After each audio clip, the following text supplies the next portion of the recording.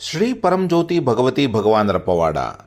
ಇದು ಗೋವಾದ ಗೋಪಿ ಅನ್ನುವವರಿಗೆ ಆದಂತಹ ಅನುಭವ.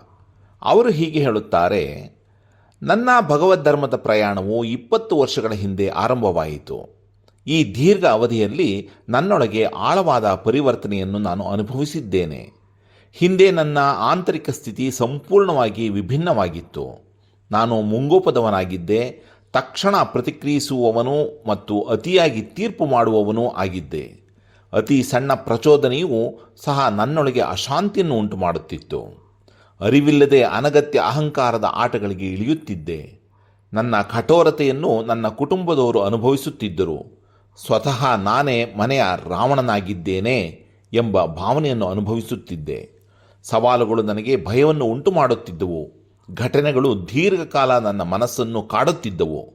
ಆದರೆ ಶ್ರೀ ಪರಂಜ್ಯೋತಿ ಭಗವತಿ ಭಗವಾನರ ಅಪಾರ ಕೃಪೆಯಿಂದ ಎಲ್ಲವೂ ನಿಧಾನವಾಗಿ ಬದಲಾಗಲು ಪ್ರಾರಂಭವಾಯಿತು. ನಾನು ತುಂಬ ಸಂಶಯಾತ್ಮಕ ಮತ್ತು ತಾರ್ಕಿಕ ಮನಸ್ಥಿತಿಯವನಾಗಿದ್ದೆ.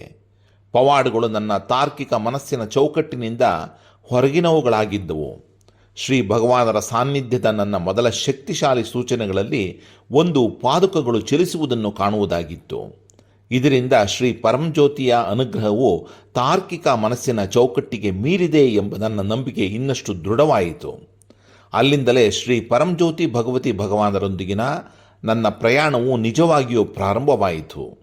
ವಿವಿಧ ಕಾರ್ಯಕ್ರಮಗಳಲ್ಲಿ ಭಾಗವಹಿಸಲು ಆರಂಭಿಸಿದೆ ಮತ್ತು ಸೇವೆಯನ್ನು ಸಹ ಅರ್ಪಿಸಿದೆ. ಶ್ರೀ ಭಗವಾನರು ನನ್ನ ಆಂತರಿಕ ಸ್ಥಿತಿಯ ಬಗ್ಗೆ ನನಗೆ ಅರಿವು ಮೂಡಿಸಿದರು ಮತ್ತು ನನ್ನ ಅಹಂಕಾರವು ಇತರರಿಗೆ ಎಷ್ಟು ನೋವುಂಟು ಮಾಡುತ್ತಿದೆ ಎಂಬುದನ್ನು ನನಗೆ ತೋರಿಸಿದರು. ನನ್ನ ಆಂತರಿಕ ಸ್ಥಿತಿಯ ಬಗ್ಗೆ ಸ್ಪಷ್ಟ ಅರಿವು ಮೂಡಿ ಅದಕ್ಕಾಗಿ ಹೃದಯಪೂರ್ವಕವಾಗಿ ಕ್ಷಮೆಯಾಚಿಸಿದೆ. ನಿಧಾನವಾಗಿ ವಿವಿಧ ಕಾರ್ಯಕ್ರಮಗಳಲ್ಲಿ ಭಾಗವಹಿಸುವ ಮೂಲಕ ನನ್ನ ಆಂತರಿಕ ಸ್ಥಿತಿ ಪರಿವರ್ತನೆಗೊಂಡಿತು. ಶ್ರೀ ಭಗವಾನರ ಮುಕ್ತಿ ಮೋಕ್ಷ ತರಗತಿಗಳು ಮತ್ತೊಂದು ಮಹತ್ವದ ಬದಲಾವಣೆಯನ್ನು ತಂದವು. ಮುಕ್ತಿ ಮೋಕ್ಷ ತರಗತಿಗಳು ಮತ್ತು ಅವುಗಳ ನಂತರ ನಡೆದ ಪ್ರಕ್ರಿಯೆಗಳ ಮೂಲಕ ಈ ಪರಿವರ್ತನೆ ಇನ್ನಷ್ಟು ವೇಗಗೊಂಡಿತು. ಇಂದು ಹೆಚ್ಚಿನ ಸಮಯದಲ್ಲಿ ನಾನು ಸಂಪೂರ್ಣವಾಗಿ ವಿಭಿನ್ನ ಸ್ಥಿತಿಯಲ್ಲಿ ಜೀವಿಸುತ್ತಿದ್ದೇನೆ. ನನಗಾಗುತ್ತಿದ್ದ ಪ್ರಚೋದನೆಗಳು ಬಹಳಷ್ಟು ಕಡಿಮೆಯಾಗಿವೆ. ಯಾವುದೇ ಘಟನೆಯನ್ನು ಆಂತರಿಕ ಅಶಾಂತಿ ಇಲ್ಲದೆ ಅದು ಹೇಗೆ ಸಂಭವಿಸುತ್ತಿದೆಯೋ ಅದನ್ನು ಹಾಗೆಯೇ ನೋಡುವುದು ಈಗ ನನಗೆ ಸಾಧ್ಯವಾಗಿದೆ. ಆಲೋಚನೆಗಳು ಉದ್ಭವಿಸುತ್ತವೆ, ಆದರೆ ನಾನು ಅವುಗಳನ್ನು ಸಾಕ್ಷಿಭಾವದಿಂದ ನೋಡುತ್ತೇನೆ. ಒಳಗಡೆ ಯಾವುದೇ ಆಂತರಿಕ ಸಂಘರ್ಷವಿಲ್ಲ, ಸ್ಪಷ್ಟತೆಯೇ ಇದೆ. ತೀರ್ಪುಗಳು ಮೂಡಿದರೂ ಅವು ತಕ್ಷಣವೇ ನನಗೆ ಗೋಚರವಾಗುತ್ತವೆ. ಅಹಂಕಾರ ಹೇಗೆ ಕಾರ್ಯನಿರ್ವಹಿಸುತ್ತಿದೆ ಮತ್ತು ಮನಸ್ಸು ಹೇಗೆ ಪ್ರತಿಕ್ರಿಯಿಸುತ್ತದೆ ಎಂಬುದನ್ನು ನಾನು ನನ್ನನ್ನೇ ಕ್ರಿಯಾಶೀಲತೆಯಲ್ಲಿ ಗಮನಿಸಲು ಸಾಧ್ಯವಾಗುತ್ತಿದೆ. ಮೊದಲು ನಾನು ಸ್ವಾರ್ಥಿಯಾಗಿದ್ದೆ. ಈಗ ಸಹಜವಾಗಿ ಪರಕೇಂದ್ರಿತ ಜೀವನದತ್ತ ಸಾಗುತ್ತಿದ್ದೇನೆ. ಜನರು ತಾವಾಗಿಯೇ ನನ್ನ ಬಳಿಗೆ ಬಂದು ನನ್ನೊಂದಿಗೆ ಮಾತನಾಡಲು ಕಾಯುತ್ತಿರುವುದನ್ನು ನಾನು ಗಮನಿಸುತ್ತೇನೆ. ಈಗ ನಾನು ಹೆಚ್ಚು ಸುಲಭವಾಗಿ ಹೊಂದಿಕೊಳ್ಳಬಹುದಾದವನಾಗಿದ್ದೇನೆ. ಅವರು ನನ್ನ ಜೊತೆಯಲ್ಲಿರುವಾಗ ನೆಮ್ಮದಿಯನ್ನು ಅನುಭವಿಸುತ್ತಾರೆ. ಜನರು ತಮ್ಮ ಸಮಸ್ಯೆಗಳನ್ನು ಅಥವಾ ಚಿಂತೆಗಳನ್ನು ಹಂಚಿಕೊಂಡಾಗ ಶ್ರೀ ಪರಂಜ್ಯೋತಿ ಭಗವತಿ ಭಗವಾನರು ನನ್ನ ಮೂಲಕವೇ ಕಾರ್ಯನಿರ್ವಹಿಸಿ ಅವರಿಗೆ ಸಹಾಯ ಮಾಡುತ್ತಿದ್ದಾರೆ ಎಂದ ಅನುಭವವಾಗುತ್ತದೆ. ಹಿಂದೆ ನನಗೆ ಭಯವನ್ನುಂಟು ಮಾಡುತ್ತಿದ್ದ ಸವಾಲುಗಳು ಈಗ ಸರಾಗವಾಗಿ ಕೆಲವೊಮ್ಮೆ ಕ್ಷಣ ಮಾತ್ರದಲ್ಲೇ ತಾವಾಗಿ ಹಾದು ಹೋಗುತ್ತವೆ.